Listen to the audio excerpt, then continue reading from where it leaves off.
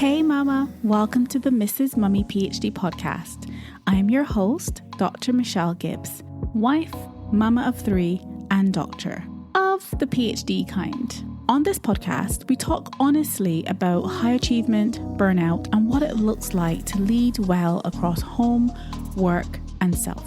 So if you're an ambitious mother scholar who's quietly exhausted by the pace you've been keeping and starting to realize that survival isn't the same as success, this podcast is for you. Mrs. Mummy PhD began during my own PhD journey as a wife and mama. Today, as a postdoctoral scholarly mama working across 2 leadership roles, this work has evolved. It's no longer just about finishing the PhD well, it's about creating sustainable ways of learning, leading, and living at any stage of your journey without losing yourself in the process. If you are ready to move from survival to restoration, you're in the right place. Let's begin. These are our journeys of becoming. Hey Mama, welcome back to the Mrs. Mummy PhD podcast. Thank you so much for being here, and if you haven't subscribed, make sure you do so you don't miss a single episode. So remember in last week's episode, I spoke about clarity and how crucial that is for even understanding or alignment, understanding how aligned are we to the path that we actually want to be on. So maybe you're a high achieving mama as well. Listen to this episode. You've managed to create some clarity. You kind of know what you want and you're still feeling exhausted, still feeling burnt out because you can finally see the road ahead. But you're wondering, is this even the right road? Am I even, I'm achieving, but am I truly living? And so in this episode, I want to talk about why burnout is sometimes a signal of misalignment. It's not just overwork. It's not just a capacity issue. Yes, that's part of it, but it's also where we become misaligned with who we are and what we want for our lives. And so what I hope to achieve in this episode is to show you that you can't really truly see misalignment if you're not present. So you need to be able to slow down enough so that you can be present and see, am I actually aligned with the life that I want? Maybe it's about giving yourself permission to want something different, to go about it in a different way. And so in the last episode, like I said, we spoke about clarity, we spoke about slowing down so you can actually see where you're going, see where you're headed. And today we're going to go a little bit deeper because I think that clarity, like I said in the last episode, clarity shows us the road, but alignment allows you to see whether this is actually the right road. When you can determine whether or not you are aligned, you can see, am I on the right path? Is this really, truly where I want to go? And so this is for the mama who, like I said, looks really successful on paper, but is feeling worn out, is feeling exhausted in her body. And the one who's achieving but not truly living, she's wondering, is this it? And even feeling guilty for even asking that question. So, like I said, I am in the middle of my own transition at the moment. And so this episode is the episode that I wish that I'd heard when I was in the middle of trying to decide and feeling so guilty about the decisions that I needed to make for myself and how I was able to overcome that and actually the journey through it wasn't actually as hard as I anticipated it was going to be. This is all from my lived experience. Like I said, I'm still figuring it out. I'm still navigating, still in the messy middle of all of this. But I know the cost of misalignment, right? And knowing that you can't kind of unknow it really or unsee it, I guess, if you've seen that in your own life. And so this episode really is about sharing with you the importance of understanding that alignment and doing something about it if it is that you are misaligned. So let me tell you why this matters so much to me. Sometimes lots of scholarly mamas who I've spoken to have similar thought patterns in the sense that there's this sense of, I chose this path. Like I was very intentional about pursuing the things I wanted to pursue. How is it that I could say, I don't want this anymore, or I want this path to look different now? Like, I should be grateful for what I have. I should be grateful for the opportunities that I have and the things I've achieved. Or it may be thoughts around that, I'm just not working hard enough. I need to push harder. I need to do more. Or maybe it's, like I said, this feeling that everybody else is coping and managing. And maybe there's something wrong with me because, like, why am I feeling burnt out? And it makes sense to think this way because culturally in our society, we are privileged, right? We are privileged to be where we are, the freedoms we get to enjoy, the opportunities we get to pursue. And yeah, we should be grateful for those things. And that's what society tells us, that we should be grateful to have all the things that we have. And there's some truth to that because yes, we should be grateful. But academic culture, research culture, it really rewards that kind of overcommitment, overwork. And we believe somehow that the more exhausted we are, the more productive we are, that the more exhausted we are, the more committed we are.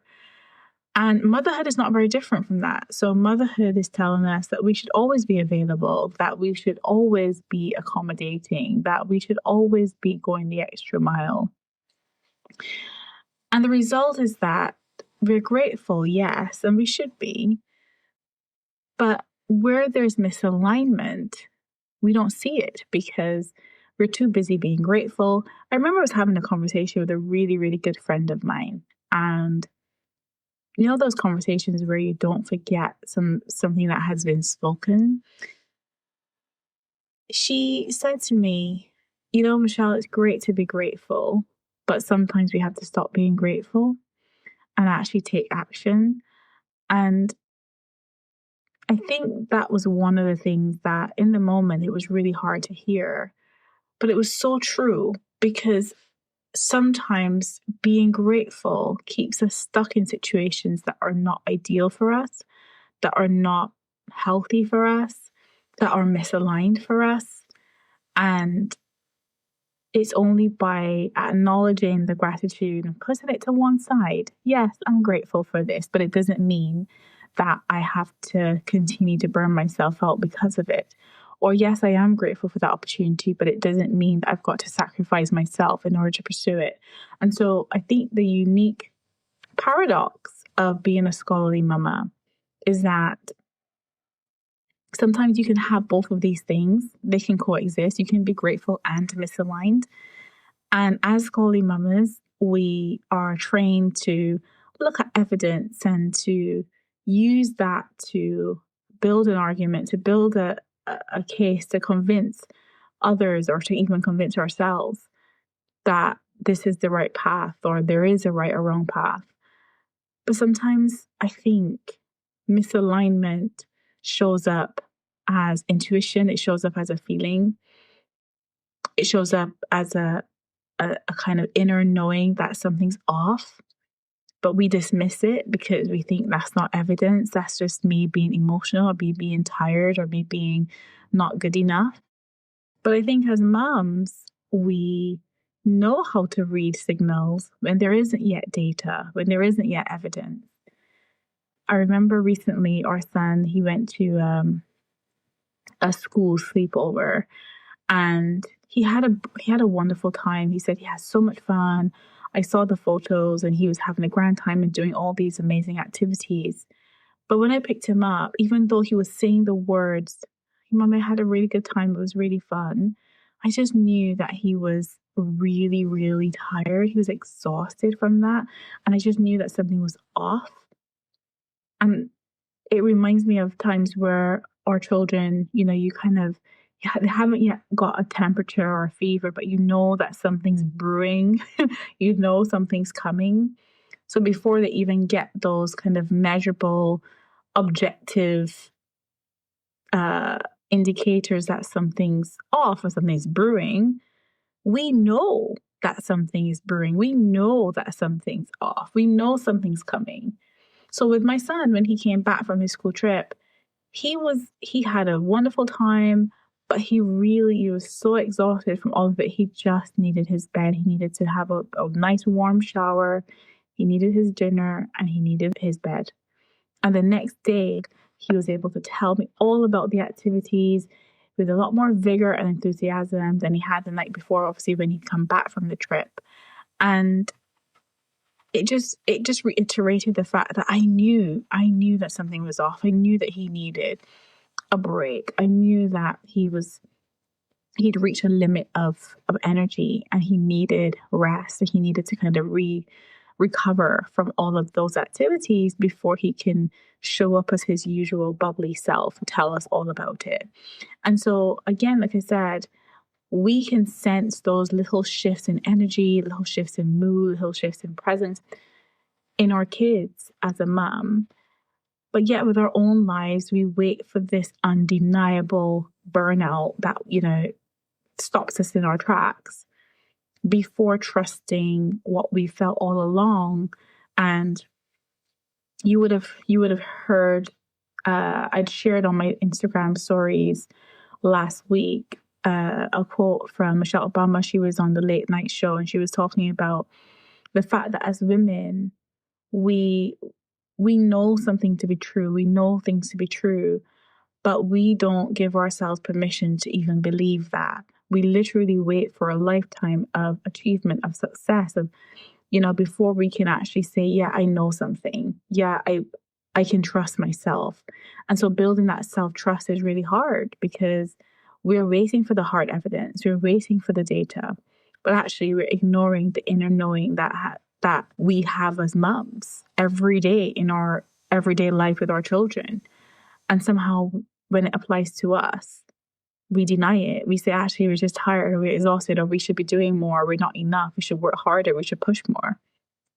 And so I think this kind of alignment work requires both elements of the Scully Mama's kind of toolkit. I think, yes, there's room for that ability to assess, but there's also that space for our ability as moms to trust that inner knowing, to trust that, we're not just being difficult, we're not just being ungrateful, we are actually aware. We are aware, we know that this is the beginning of something that is a path we don't want to be on, that this is misalignment, and we can trust that. So I think for me, the key kind of take home from all of this is that it's not just me, it's not just you. You're not failing, you're not being unreasonable or being difficult. You're just misaligned. And so I think sometimes if misalignment feels hard to pinpoint and put a name to it, it can feel scary when, we even think about whether we're on the right path. To even wonder that feels, unraveling for us. And that makes sense. But here's what I want to talk about in today's episode. I want to talk about burnout being a signal of that misalignment. Because I think yes, burnout is a capacity problem, a systemic problem. Yes, sometimes we're doing too much. But I think it's more than that. I think sometimes it's about the fact that we're doing things that no longer align with who we're becoming, what we value, the life we want to live. And I think that misalignment, the gap between our current reality and the path that we actually want to be on, I think sometimes that gap can be really exhausting because I think, like I've said before, rest alone doesn't always fix that. And so just kind of like reflecting on the last couple of episodes and what we've talked about boundaries and the importance of protecting our space and creating space. We've talked about rest, and that was all about restoring our capacity to be able to show up for the things that matter to us, to be able to show up for our work, to be able to show up for our family at home. We've talked about clarity. We've talked about the importance of slowing down to actually see where we're going, to actually, assess how aligned we are. And so I think you can have all those things. You can have the boundaries, the rest, and the clarity and still feel depleted if the life that you're living is not aligned, right? I remember the story I shared last week where I had to slow down to be able to see clearly because I was being blinded by the beautiful sunlight, but also the fog, really dense fog. And in order to be able to see whether I was aligned with the road and not run off the road or be on the other side of the road, I needed to really slow down. And once I could slow down enough to see, I could see whether I was aligned to the right side of the road. Am I on the right side? How far am I from the edge? Do I need to adjust? And I think in life, it's kind of the same that, once you have that clarity of what you want and, you understand where you want to go, you can then assess whether you're aligned or not. I think presence is actually the doorway to this. I think presence allows us to understand whether we are aligned or not and understand what's required in order for us to align ourselves with the path that we really are meant to be on. And so I think if you're always kind of 3 steps ahead, if you're always living in survival mode, if you're never really fully present in moments, you will miss those little signals that your body sends you that tell you this doesn't fit anymore, this is not aligned anymore, or I need to do more of that thing and less of this thing. And so I think what I am realizing and what I'm kind of hitting home in this episode, hopefully, is that it's really about us understanding what it means to live by design and not by default, to actually be intentional about the life that we are creating for ourselves. And I think presence creates space for us to notice that. And I think that's the first step in being able to actually create that alignment, right? So again, as I shared last week, this has been my journey as well. I have lived that quiet burnout. I have experienced that, and I've had to, make some tough decisions to allow me to realign myself. And like I said, it's not always about doing something new and different and creating something totally new or shaking everything up. But I think sometimes it's about realigning ourselves with the path that we've always known was there. And maybe we got off track for a little bit. Maybe this isn't about creating a new path, but it's about getting back on track with where we were and where we wanted to go before, and maybe circumstances have changed and maybe that path has changed, and that's okay too, right? But I think none of that will be clear if we don't slow down enough to be present, to give us that space and that clarity to apply those boundaries, to understand and assess our alignment and then be able to do something about it. And so, like I said in previous episodes, I've talked about my quiet burnout. If you haven't heard, you can go back to some of those earlier episodes a couple of weeks back, where I had to really slow down. I had to slow down enough to give myself that clarity. And today I want to share what that clarity actually reveals, because I think when you can see, when you have that clarity of, some things are not aligned, you can't unsee that. You cannot unsee that. And so for me, like I said, I've been working 2 demanding part-time roles. And so I've been effectively full-time, and on paper it made so much sense. I was achieving, I was, progressing in really lovely roles. And I do enjoy my roles. I really do enjoy both of them. But in my body, it just felt like so much, really heavy, not really, thriving by any stretch of the imagination, not present in moments that really mattered, too busy to realize it at the time. And I go back to Michelle Obama's comment as well about the fact that you've only got a certain number of summers left in your life, and none of us know how many of those we have. But when you are able to slow down and actually focus on the things that matter and actually be able to be intentional about your time and energy and how you spend that, and be able to allocate those hours and those days and those moments in ways that are meaningful, that are fulfilling, that are uplifting, that are restorative, that are transformational. You know, I think that in itself is the highest achievement you can have in this life, to be able to really make moments matter. And that doesn't, that's not everybody's cup of tea. And I get it. I know some people are really kind of focused on the achievements and the accolades, and that's fine. But I think as a mom, for me, I have had some really deep reflections about what really matters. And as much as I am a high achiever, as much as I want to go after the big goals and the big dreams, I also want to be present for the little moments. I also want to create the memories that will last a lifetime. I also want to slow down and savor every moment I have with my family and my kids, seeing them grow up and seeing them evolve and become who they will become.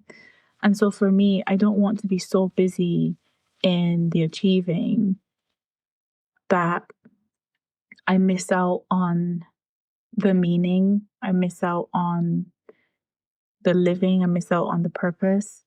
And so when I slowed down and became present after I noticed that I was quietly burning out, I realized that the pattern, the schedule that I was living by and the pace I was going at wasn't really sustainable for me, not the way I was doing it, at least. And it wasn't aligned with my values. I've shared what those values are. I've been actually quite transparent on this podcast about what those values are. I don't think anyone should be surprised to know that it's a family first for me. And so I noticed that in those moments last year that I wasn't aligned. I wasn't aligned with those values. I wasn't aligned with the kind of mom that I wanted to be. And I wasn't aligned with the kind of life I wanted to live. And it was a matter of falling off track. And that's okay. It happens to all of us at times. But just like in the car, once I slowed down, I could see that I was misaligned. I could ask myself the question, just like when I was in the car, am I on the right side of the road? In real life, I could ask myself, is this pattern, is this kind of schedule and pace, is it aligned to my values? Is it aligned with my goals for motherhood? Is it aligned with the path? Is it aligned with the woman that I am becoming? And the answer for me at that time was no, it wasn't. And that was really hard. That was really hard to kind of come to terms with, because I'd worked so hard to get to that point and to achieve the things that I managed to, but it just didn't, something just felt off. And so that was terrifying, like I said, and the decision to realign myself felt uncomfortable and it felt unpopular, because, we're always feeling that guilt of choosing ourselves as moms, and as scholars, we feel like we are not committed, we're not pushing hard enough, we're not doing enough. And stepping back from several things. Obviously, yes, I did step back from the podcast as well. But the stepping back wasn't the issue. I think for me, the challenge with stepping back from this and other things in my life felt hard, because it meant that I was doing that in ways that other people may not understand. That was hard. Trusting this quiet inner knowing before having all the information. I didn't know I didn't have all the data. I didn't have all the evidence. Didn't know how it was going to all work out. But I just knew within myself that I needed to step back.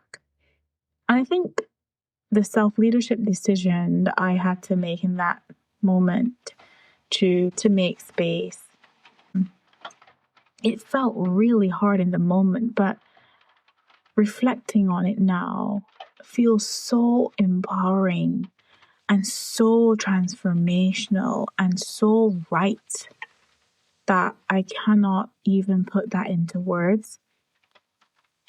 And what became possible was creating more space for family time, creating more mental space for myself, for my thoughts, for my reflections, creating space for more getting back on track with my personal care and workouts and physical activity, because I was able to implement boundaries. I was able to create systems that will make life easier in certain areas. And like I said, the surprise was that self-leadership became contagious because people noticed. I have so many conversations, very inspiring conversations with so many amazing scholarly mamas. And they started to think about reconsidering their own patterns. Ambitious women who are clever, intelligent, go-getters, people who are some of the most brilliant minds. And here we are thinking about leading ourselves. What an innovative thing. And realizing that, or reminding ourselves really, that life is more than work. And so I'm not saying that the solution to everyone's burnout is to reduce hours. Maybe that's not possible for you, or maybe you've already done that and it hasn't been enough. But I think for me personally, I couldn't see the misalignment until I had clarity, and I couldn't have clarity until I slowed down and really focused on being present, really focused on that alignment and what I needed to put in place to make that happen. And like I said, once I noticed it, I couldn't unsee it and I had to do something about it.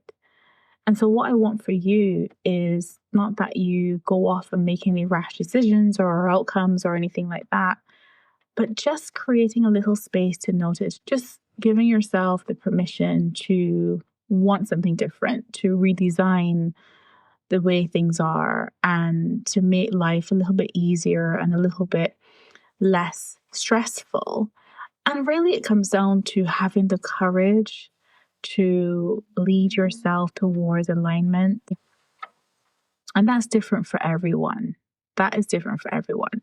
So how do we actually do this work? How do we start noticing misalignment when we're so used to surviving? We're so deep in the throes of the juggle struggle. Let me offer 3 gentle ideas that you can consider if you are stuck in survival mode, and actually how you can begin to develop those habits for sustainable success. I think the first step is all about presence, as we mentioned in this episode, because I think that you cannot audit, you cannot assess what you can't see. So if you're always 3 steps ahead, you're never here, you're missing those quiet signals, like I said. You can't notice what's feeling misaligned and what's feeling like an obligation, or what, versus alignment perhaps, or you can't notice what's just performative and what's actually truly authentic and aligned. So when you begin to notice yourself not being present, I think it's about gently bringing yourselves back, slowing down and asking yourself the question, am I aligned? Is this activity really giving me joy? Am I feeling joy in the experience of this? Is this lifting me up or is it pulling me down? Because I think presence creates capacity to see what's misaligned. So once you have that presence, once you have kind of slowed down enough to see clearly that things are not aligned as well as I would like them to be, the second thing is to really give yourself the permission to want something different. And this is about living by design and not default. And this is all about giving yourself permission to outgrow a path that you chose in the past. The past version of you chose a certain path, but the current version of you feels like that path is now misaligned. You're allowed to renegotiate. You're allowed to pivot. You're allowed to, take a different approach. The PhD that you started as one version of yourself doesn't have to define who you are becoming. The career pathway that made sense 5, 10 years ago, 20 years ago, doesn't have to make sense now with this current set of circumstances. Commitments around work, full-time, that worked in the past for whatever reason, different set of circumstances, they don't have to work now. Maybe in this season of life, it's about acknowledging that your needs are different and your responsibilities are different, and maybe you need a different arrangement to be able to make this work. And so what does this actually look like? You may be asking, okay, that's all great that I'm giving myself permission to want something different, but what does it look like? I think that designing this new season of life really requires us to be honest with ourselves. And I think that's one of the things that we really do struggle with, because we're so attached from an identity perspective to all patterns and all habits that the moment we attempt to change them, we're faced with an immediate fear of, oh my goodness, well, if I'm not that, then who am I? If I'm not doing X, Y, Z, who am I? What purpose do I have if I'm not responsible for producing that thing, right? That piece of work. And so the question that comes up for me, and know for sure, when I'm faced with this with this situation, is if I could actually build this season of my life from absolute scratch, knowing what I know now, what would I actually choose? Not what other people are telling you that you should choose or what looks good in theory or on paper, but what would you choose if you trusted yourself enough to lead yourself toward that life, that season that you've just defined? And the nuance of all of this is that some of us will renegotiate boundaries within our current roles, our current arrangements. Some of us will, make changes in work patterns. Some of us will stay exactly where we are, but change how we engage with those set of circumstances. And some of us will pivot entirely. But again, those are all valid, right? All valid solutions. But the point isn't about the actual choice. The point is about reclaiming the agency and the intention and the ability to lead yourself in these circumstances. So the third practice is that, and I think this is the one that brings it all together really, is honoring both the scholar and the mother in all of this. And I talked about that earlier, where the scholar inside of us is like looking for the evidence, looking for the data. The mom in all of us is really tuning into that intuition and that gut feeling about what's right and what's off.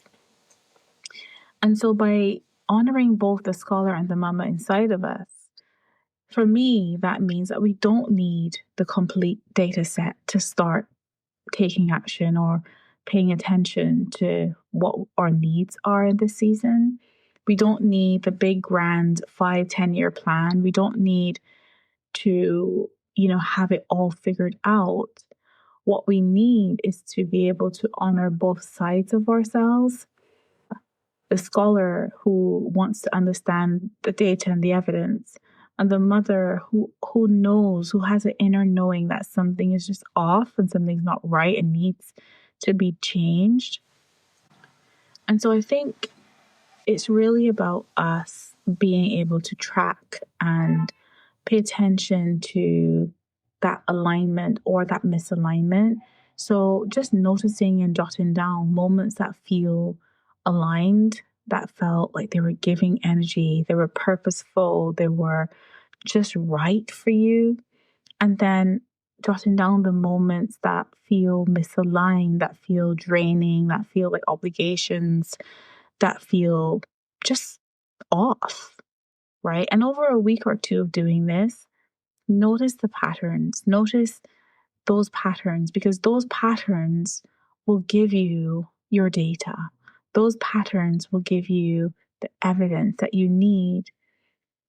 But the intuition is what prompts you to begin that knowing. And so I think it's okay for us to trust both parts of ourselves, trusting that data-driven, evidence-based kind of scholarship and critical thinking that we have as scholars. But I think that inner knowing that we have been gifted as mums, and that intuition that tells us when things are off with our children, that we can trust that for ourselves as well, and truly trust both those elements. And again, if you are a person of faith as well, be open to the spiritual parts of all of this. And so I think that just like we do in other aspects of our lives, with our children, with our work, we pull on various parts of ourselves. We draw on different skill sets and different toolkits within ourselves. This is no different. Like when you are thinking about alignment and values and designing a purposeful life, those skill sets and those toolkits matter as well. And so you might start to notice that certain types of work feel really aligned and others don't. Maybe the pace is the issue, not the work itself. Maybe you're in the right field, but the wrong environment. Maybe what you thought you wanted, or maybe you did want it, isn't what you want anymore. And I think all of this is really valuable information that we can use to help us begin to take action toward that realignment. So you don't have to, quit everything and completely redesign every part of your life. And you don't have to have it all figured out, and you don't need to be afraid of getting it wrong. But we can gently lead ourselves towards that alignment, and we can only do that if we know what that actually looks like. And so now I want to be really honest with you that I am still in the middle of all of this transition. I'm sharing that journey with you here on this podcast because I think, for two reasons. One, I think I'm sure that I'm not the only one that has felt this way. I'm not the only one that has questioned things as a high achieving mama.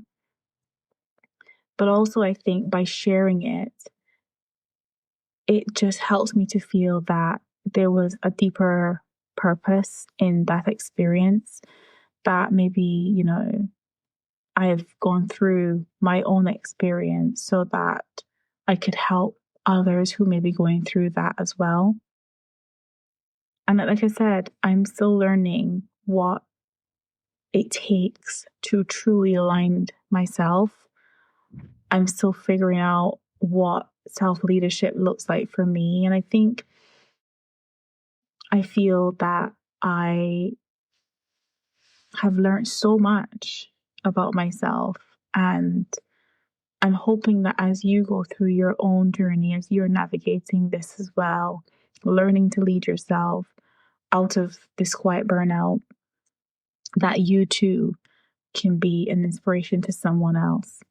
Because once you start to notice, it's hard not to, right?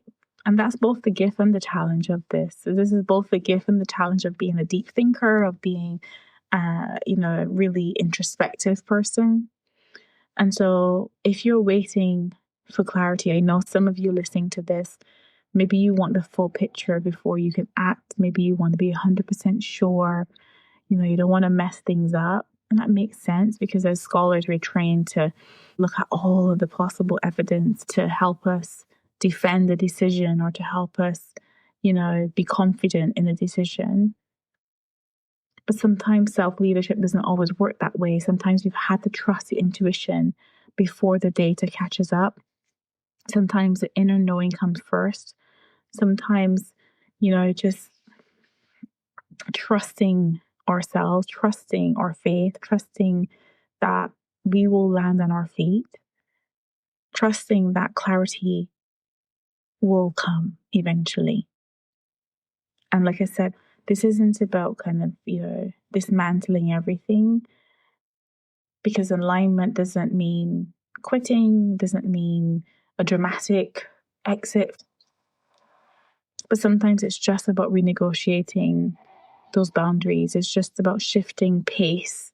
It's about, for some people, staying where you are and engaging in a different way, right? And for some, it's a complete pivot. So again, this is about designing a life instead of defaulting into it. And it's about sustainable success, not just success that looks good on paper or just success that requires us to burn ourselves out. But it's about becoming, not just achieving. And so when you have a quiet moment this week, I like to leave a few reflective questions, and this episode is no different. So, maybe you've just got 5 minutes. Maybe you're loading the dishwasher. Maybe you're driving in your car as you listen to this. Maybe you're having a workout. Maybe you're cooking dinner. Whatever you are doing, just take a few minutes in solitude and just reflect on these few questions.